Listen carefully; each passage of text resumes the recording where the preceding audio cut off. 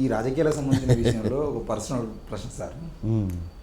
అంటే మీరు రాసినటువంటి ఎన్నో పుస్తకాలలో రాజకీయ పంచులు మొన్న బృహన్నలపేట వరకు దాదాపుగా రాజకీయాల మీద మీరు వేసినటువంటి పంచులు మిగతా వాళ్ళు ఆ రేంజ్లో వేయలేకపోవచ్చు. మండల్ మందిర్ అయినా పంచమి మీద అయినా ఎన్నైనా ఇంత రాజకీయ చతురత కానీ రాజకీయ ముఖ్యంగా ఇప్పుడు చిన్న చిన్న వాళ్ళు కూడా మేము అనాలిసిస్లో అని చెప్పేసి పొలిటికల్ అనాలిసిస్లో అని పెట్టుకుంటున్న పరిస్థితుల్లో ఇంత రాజకీయ అవగాహన ఉండి బీఎస్పీ కాన్షీరామ్ లాంటి వాళ్ళతో కలిసి పనిచేసి ఉమ్మడి ఆంధ్రప్రదేశ్కు మీరు అడ్వైజర్గా ఉన్నటువంటి పరిస్థితుల్లో ఎందుకు రాజకీయాల్లోకి రాలేకపోయారు? ఓకే, నేను పార్టీ స్ట్రక్చర్లు ఎప్పుడు లేను. అంటే అధికార ప్రతినిధిగా కానీ అధికార సలహాదారుగా కానీ బహుజన్ సమాజ్ పార్టీకి ఎప్పుడు లేను. కాన్షీరామ్ గారు ఇక్కడికి వచ్చినప్పుడు ఆయనకి నేను విజయవాడలో చీఫ్ రిపోర్టర్గా ఆంధ్రభూమి పనిచేసినప్పుడు పరిచయం ఉంది. కానీ ఆయన ఇక్కడికి నేను వార్తా వ్యవస్థాపక సంపాదకుడిగా ఉన్నప్పుడు వస్తుండేవారు. వచ్చినప్పుడు ఏంటంటే ఆయనకి నేను కలిసినప్పుడు నా మీద గురి కుదిరింది. సో కాబట్టి అంటే నాకు ఎలాంటి రాజకీయపరమైనటువంటి కోరికలు ఉండవు కాబట్టి సేఫ్ కదా, ఒక ఎడిటర్ అంటే సేఫ్ కాబట్టి ఫీడ్బ్యాక్ నా నుంచి తీసుకుని నేను మాట్లాడుతుండేవాడిని. సో ఒక రకంగా ఆయనతో పరిచయం కావడం వల్ల ఆయనతో చాలా గంటలు చర్చకు తావిచ్చేవారు అన్నమాట. తావివ్వడం వల్ల రాజకీయపరమైనటువంటి దృక్పథం కూడా నాకు కూడా మారింది, ఒక పర్స్పెక్టివ్ మారింది, సో ఒక దృక్కోణం మారింది. అంబేద్కర్ని ఆలోచనని ఆచరణలో పెట్టడానికి ఒక అద్భుతమైన ప్రణాళికను తయారు చేసుకుని వచ్చాడు, ఆచరణలో పెడుతున్నాడు అనే నమ్మకం కూడా కుదిరింది అనమాట. సో కాబట్టి అంతే తప్ప సో ఆయనతో చాలా సాన్నిహిత్యం ఉండేది, వ్యక్తిగతమైన సాన్నిహిత్యం.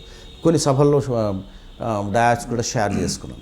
సో ఇది అంత మాత్రాన అంటే ఒకటి నాది ప్రధానంగా పాత్రికేయ రంగంలో సంపాదకుడు, ప్రధాన సంపాదకుడు అంటే మెయిన్ స్ట్రీమ్ న్యూస్ పేపర్స్కి చేయడం అనేది అదే పెద్దది, దాంట్లోనే చాలా ఉంటుంది. సో రాజకీయాల్ని పరిశీలిస్తున్న వాడిని, క్రియాశీల రాజకీయాలలో కూడా దగ్గరుండి పరిశీలిస్తున్న వాడిని, విద్యార్థి దశ నుంచి కూడా రాజకీయ ఉద్యమాల్లో లోపల ఉన్నవాడిని.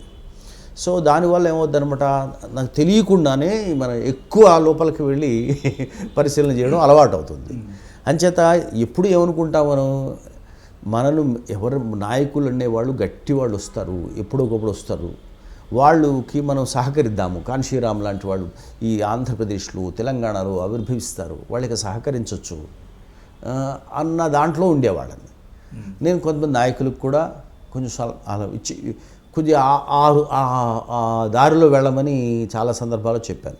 కానీ వాళ్ళు కొంచెం వెచ్చదనానికి అలవాటు పడిపోయిన వాళ్ళు. అంటే వెచ్చదనం అంటే అర్థం ఏంటి, ఎవరో ఒకళ్ళు నాయకం చేస్తారు, మనకు ఒక మినిస్టర్ పదవి ఇస్తారు, సో మనం కొంచెం జాగ్రత్తగా సంపాదించుకోవచ్చు, పిల్లలు అది సెటిల్ అవుతారు, మనం ఎలాగా ప్రతిసారి ఒక టికెట్ వస్తుంది ఎమ్మెల్యే, సో క్యాబినెట్లో పోస్ట్ వస్తుంది. ఇంతకు మించి మనం వెళ్ళి రోడ్ల మీదకి వెళ్ళిపోయి ములాయం సింగ్ యాదవ్ లాగా, లాలూ ప్రసాద్ యాదవ్ లాగా మనకి ఎందుకంటే మనకి గొడవ, ఈ బ్యాచ్ ఎక్కువ ఉంటారు. సో దాంతో అర్థమైంది ఏంటంటే నాకు వీళ్ళ నుంచి రారు, సో ఎక్కడి కింద నుంచి రావాలా, కొత్త తరం నుంచి రావాలా, కొత్త నెత్తురు నుంచి రావాలా. అందుకోసమే నేను 10 ఏళ్ల క్రితమే పొలిటికల్ లీడర్షిప్ని ట్రైన్ చేయాలి. ఏముంది, చైతన్యం ఉన్నవాడికి జస్ట్ ఈ పాచికలు తెలియట్లేదు. ఏముండే పాచికలు నేను చెప్పినవి ఎందువే పాచికలు ఇవి, ఏమంటే గజకర్ణ గోకర్ణ టక్కు టమారా విద్యలు ఇవే కదా. అవి నేను చాలా ఎప్పటి నుంచో చాలా 42 ఏళ్ల పాత్రికేయ జీవితంలో ఎప్పటి నుంచో అందరిని చాలా క్లోజ్గా చూస్తున్నాను. కాబట్టి చూశాను, పరిశీలించాను. ఇవి వాళ్ళకి చెప్తే లేస్తారు కదా అనే ఉద్దేశంతో నేను ఆల్రెడీ ఐ స్టార్టెడ్ ట్రైనింగ్. మీరు ఎందులోకి వెళ్ళినా నిప్పు రవ్వల్లా ఉంటారు మా వాళ్ళు అన్న ఉద్దేశంతో తయారు చేసుకుంటున్నాను అనమాట. సో కాబట్టి రాజకీయాల్లో లేను అనడం కరెక్ట్ కాదు.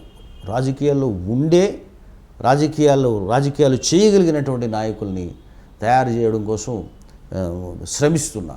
కాబట్టి మై కంట్రిబ్యూషన్ ఈస్ దాట్. కాబట్టి నాకు భవిష్యత్ తరాల మీద అపారమైన నమ్మకం ఉన్నవాడిని, యువతరం మీద అపారమైన నమ్మకం ఉన్నవాడిని. కాబట్టి భవిష్యత్తులో కాన్షీరామ్ లాంటి మనిషి మీకు కనబడితే కంపల్సరీ ఆయన వెనకాల తయారు కావాలి. కనబడరు, మనం తయారు చేసుకోవాలి. Okay, history should create leaders, మనం తయారు చేసుకోవాలి. అలా ఆయన కూడా తనను తాను తర్ఫీదు ఇచ్చుకోవడానికి అప్పటికే ఆయనకి సమయం అయిపోయిందని, చాలా నాకు ఎక్కువ టైం పోయిందని బాధపడుతుండేవాడు. నాకు కూడా అప్పటికే వయసు వచ్చేస్తుంది, ఇంకా తర్వాత తరం రావడం లేదు, అన్ని రాష్ట్రాల్లో రావడం లేదు, నేను ఆంధ్రప్రదేశ్ మీద ఎన్నో ఆశలు పెట్టుకుని వచ్చి ఇక్కడ ఎవరైనా లీడర్స్ వస్తారనుకుంటే ఇక్కడ ఎవరు రావట్లేదు, నాకు ఇక్కడంతా డెడ్ వుడ్ కనిపిస్తున్నారు వీళ్ళంతా అని చాలా బెంగతో ఉండేవాడు అనమాట, బాధతో ఉండేవాడు. సో కాబట్టి మనకి ప్రధాన సిద్ధాంతం ఉంది. అంబేద్కర్ ఇచ్చారు, రామ్ మనోహర్ లోహియా ఇచ్చారు, వీళ్ళందరూ ఉన్నారు. భారతదేశంలో అన్ని సామాజిక వర్గాలతో కూడినటువంటి ఒక ప్లూరలిస్టిక్ సొసైటీలోంచి వచ్చినటువంటి ఒక అద్భుతమైన ప్రభుత్వాన్ని, పాలనని మనం ఏర్పాటు చేసుకుని అందుకు అవసరమైన వాళ్ళకి ఇచ్చేసారు. మనకు బ్లూ ప్రింట్ ఇచ్చారు. బ్లూ ప్రింట్ ఫాలో అవ్వట్లేదు. మన బ్లూ ప్రింట్ మంచిది, చాలా గొప్పది. ఈ బ్లూ ప్రింట్ని ఫాలో అవ్వడల్లా మనకు షార్ట్ కట్స్ కావాలి, వెంటనే షార్ట్ కట్స్ కావాలి. కొంచెం పేరు వస్తే మన ఎవరన్నా పిలిచి సత్కరిస్తారా, పిలిచి పోస్ట్ ఇస్తారా, కనీసం ఎమ్మెల్సీ ఇస్తారా, దాంతో సెటిల్ అయిపోవచ్చు. ఏం సెటిల్ అవుతావు అడ్డంగాను, ఏం సెటిల్ అవుతావు? సో సెటిల్ అయ్యాక 101 కేసులు ఇవన్నీ అందుకు అవసరం, అవన్నీ మళ్ళీ దాని చుట్టూ తిరగడం అవసరం అవన్నీ. అదేదో నువ్వు ప్రజల కోసం కేసుల్లో విరుక్కో, బాగుంటుంది. ఆస్తుల కోసం కేసులు అంటే సిగ్గు లేకపోతే అస్తిత్వం కోసం కేసుల్లో విరుక్కో, బాగుంటుంది. ఆస్తుల కోసం కాదు. సో కాబట్టి